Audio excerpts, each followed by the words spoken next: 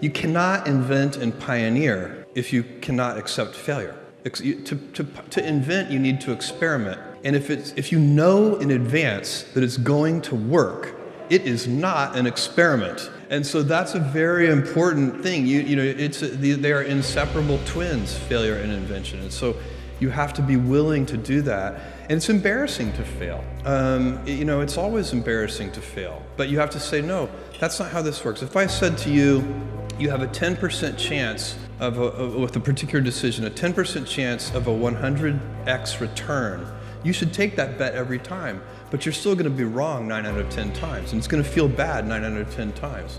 The success is capped at 4 runs. But in business, every once in a while, you step up to the plate and you hit the ball so hard, you get 1,000 runs. And so when you have that kind of asymmetric payoff, and one at bat can get you 1,000 runs, it encourages you to experiment more. It's the right business decision to experiment more. It's also better for your customers. Customers like the successful experiments. Invention is not disruptive.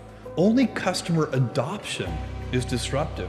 At Amazon, we've invented a lot of things that customers did not care about at all. And believe me, they were not disruptive to anyone. So it's only when customers like the new way that anything becomes disruptive. And so really it's just saying that you want to, if somebody comes to you with a business plan that they claim is disruptive, you should ask them to explain it to you in simpler language.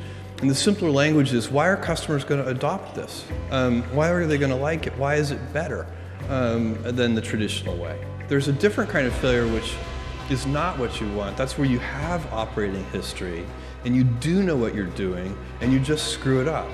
So that's not a good failure. That's not an experiment. That's just bad operational excellence. So there's different kinds of failure, and you need to make sure you're making the right kind of failure. The right kind of failure should be an invention.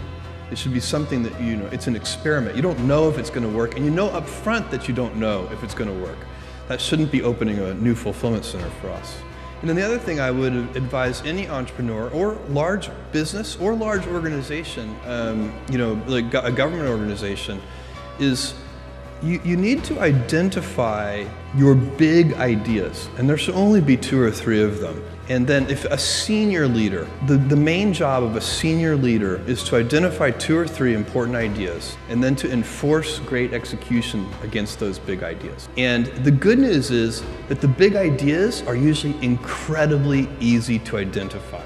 You shouldn't need to think about them very much. You already know what they are. Let me give you an example. For Amazon, the consumer business, the 3 big ideas are low prices, fast delivery, and vast selection. The way you know that they're the big ideas is because they're so obvious. The big ideas should be obvious. And by the way, it's very hard to maintain a firm grasp of the obvious at all times. So little things can distract you from the obvious. But you have to back up and say, these are the 3 big ideas. How do we always deliver things a little faster? How do we always reduce our cost structure so that we can have prices that are a little lower? And the good thing about these big ideas is they will be stable in time. I know that customers, they like low prices, they like availability, they don't want the services to be down, they like data security. It's not very hard to figure out what the big ideas are, and then you can keep putting energy into those things. And you spin up those flywheels, and they'll still be paying you dividends 10 years from now. You should figure out what the big ideas are and just spin up flywheels. Get those things rolling. Make sure that you've picked things that'll still be true 10 years from now, 20 years from now.